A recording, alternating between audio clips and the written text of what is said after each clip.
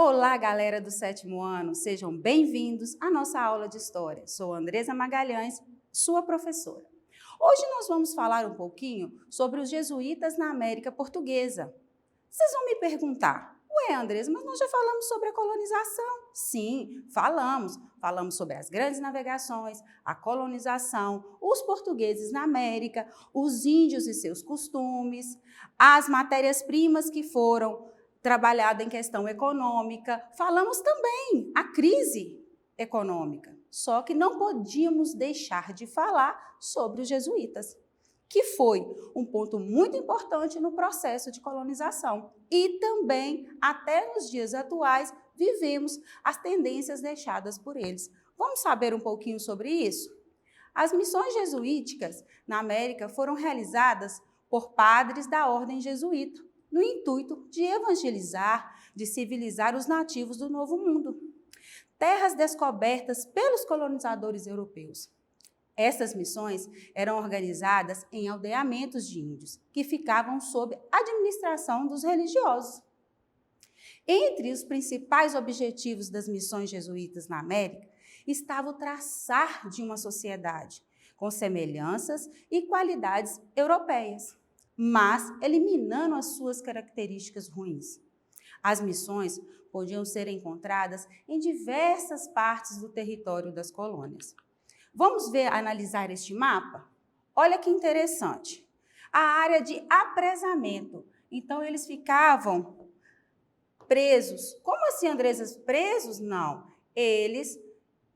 Os portugueses aqui chegaram e essa área era uma área dominada por eles. Então, todos os índios que aqui estavam tinham que vivenciar os costumes europeus e a catequização e a civilização. E isso indo de contraposição aos costumes que eles estavam vivendo quando havia chegada destes europeus. Vamos entender um pouco melhor. Esta região, ela é dominada pelas missões portuguesas. Essas regiões, ela no estado, o Amazonas envolve, Belém, São Luís, eles eram de missões portuguesas. Já aqui nesse pedacinho do Rio Grande do Sul, eram missões espanholas. Então, por isso que falamos apresamento de indígenas. Então, eles estavam sobre o comando de tanto das missões portuguesas quanto das missões espanholas, no comando de civilizar, de evangelizar.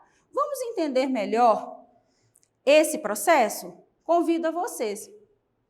No intuito de iniciar uma aproximação com os nativos, os religiosos das missões jesuítas na América aprenderam as línguas dos aborígenes e criaram técnicas que facilitassem o convívio. Com isso, acabaram por organizar povos e até mesmo abrigar os indígenas. As missões apresentavam características como regime comunitário, autossuficiência, infraestrutura cultural, administrativa e econômica. Este ponto é importantíssimo para a nossa aula. Nós vamos saber, além do processo, como que era essa vivência. Vamos continuar? Os europeus, eles traziam seus costumes, só que eles tiravam as questões ruins. Então, eles queriam civilizar e evangelizar, mas de uma nova maneira. Será que os jesuítas conseguiram isso facilmente? Vamos dar uma olhadinha. Após diversas tentativas sem sucesso, o modelo dos missionários acaba de ser consolidado. Deu certo. Mas será que foi fácil? A partir do século XVII, quando se encontrava espalhado por toda a grande parcela do território da América, que eu mostrei no mapa anterior, porém, alguns setores da Igreja Católica que discordavam destes métodos de civilizar e de evangelizar dos jesuítas, assim como parte dos colonizadores também. Então, tinham duas frentes que não concordavam. Um eram os colonizadores e outro, padres também, que não concordavam com este método. E com isso fez com que dificultasse essa consolidação. Mas deixando claro que ela se consolidou sim no século XVII, ok? Então, vamos lá. Os jesuítas, como eram denominados, vocês têm que entender, toda vez que falar de jesuítas, vamos olhar aqui para essa imagem. Companhia de Jesus. Vocês vão ter esta figura como representação.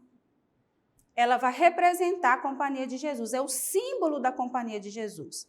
Os jesuítas, eles tinham este nome, mas também recebiam o nome de Companhia de Jesus e eram simbolizadas por essa cruz. Depois nós vamos ver detalhadamente o significado. A Companhia de Jesus foi fundada por Santo Inácio de Loyola em plena Contra-Reforma, no ano de 1534. Lembra que nós já estudamos sobre isso? A Contra-Reforma, a Reforma, aonde que Lutero queria implantar a religião que ele acreditava e a igreja precisava tomar suas atitudes. Então, uma delas foi através dos jesuítas, para consolidar o catolicismo da época. Os jesuítas tinham a responsabilidade de catequizar e de recatequizar o povo e nações inteiras. Então, foi aí uma das ações a favor da Contra-Reforma e da Reforma. Também dedicavam ao trabalho missionário e educacional. Olha, educacional, interessante. Colonizou, fez a missão, catequizou, civilizou e tem a parte educacional. Será que vai sofrer influências para nós até nos dias atuais? Observando isso, e vamos responder no final da aula. Chegaram a um país e começaram a desenvolver um trabalho de catequização, como havia falado. Com quem, Andresa? Com índios, imigrantes africanos, imigrantes europeus. O primeiro grupo foi trazido ao Brasil por Tomé de Souza, então governador-geral, e liderado por Manuel da Nóbrega. Foram também eles os primeiros a iniciar o trabalho de educação do povo, tendo criado muitos estabelecimentos educacionais, como a Fundação de São Paulo. Ao mesmo tempo em que atuava junto aos nativos, os jesuítas foram responsáveis pela fundação das primeiras instituições de ensino no Brasil colonial. A ação da Igreja na educação foi de grande importância para a compreensão e respaldos dados às escolas comandadas por denominações religiosas e predominância da fé católica em nosso país. Além de contar com o apoio financeiro da igreja, os jesuítas também utilizavam da mão de obra indígena, o desenvolvimento de atividades agrícolas. Isso fez com que a Companhia de Jesus acumulasse um expressivo montante de bens no Brasil. Fazendas de gado e de engenho eram administradas pela ordem. Ao longo da colonização, os conflitos com os bandeirantes e, posteriormente, a redefinição das diretrizes coloniais portuguesas deram fim à presença dos jesuítas no Brasil. Nossa, quanta coisa aconteceu nesse processo de consolidação? Sim, houve a colonização, houve questões econômicas, houve questões religiosas. Então, este processo se consolidou, mas também chegou ao fim. Então, vamos entender como que foi essa organização. Lembra que eu falei com você que era importante saber? É aqui que nós vamos ver como foi essa organização e é de suma importância entendermos melhor. Aqui nós vamos ver que são as edificações quando iniciou o processo.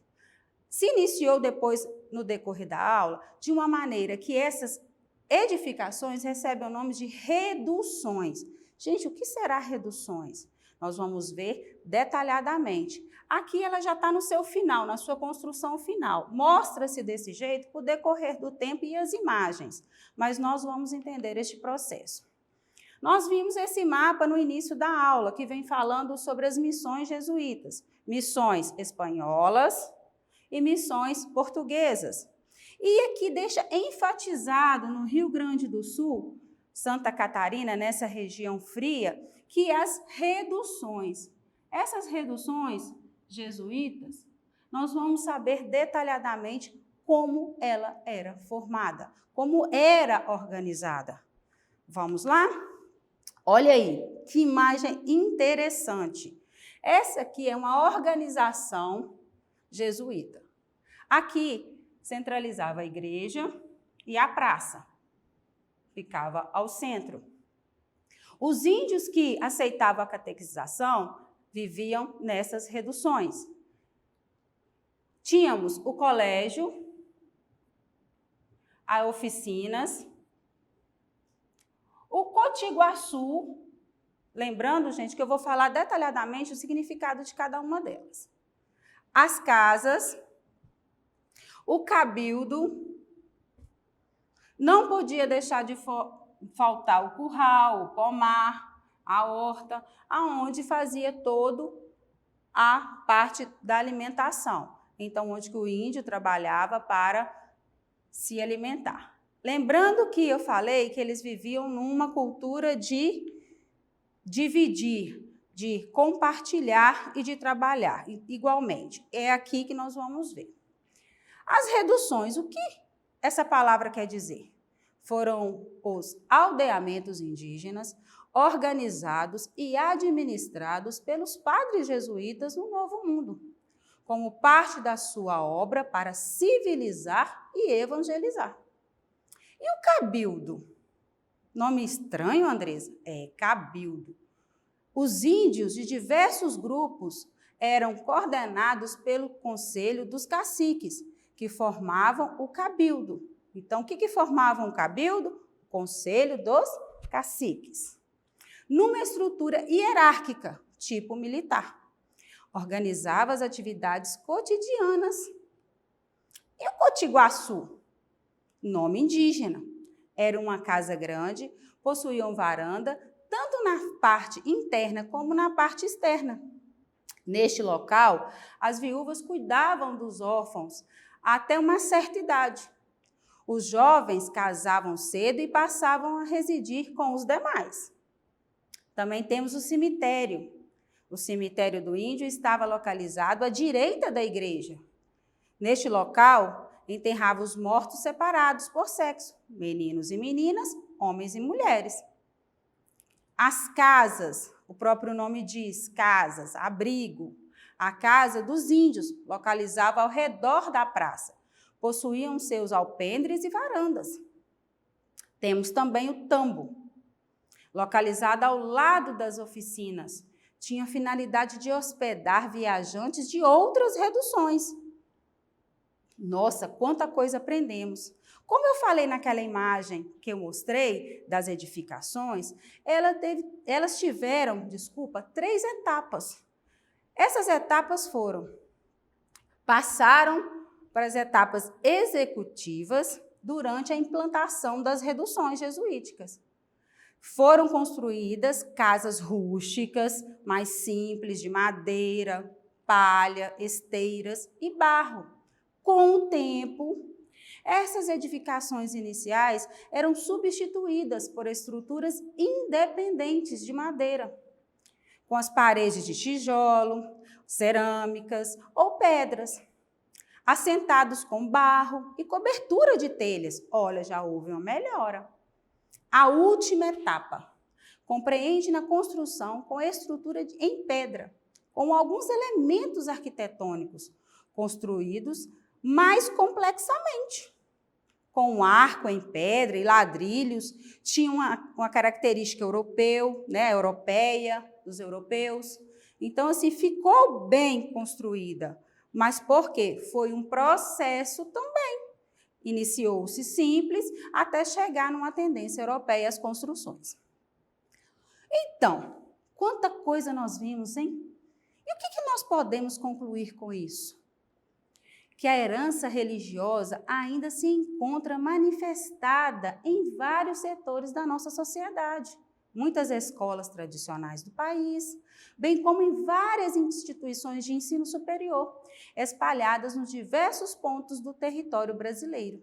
Olha aí a nossa resposta, que nós também estamos sofrendo influências até hoje, ainda são administradas por setores dirigentes da Igreja Católica.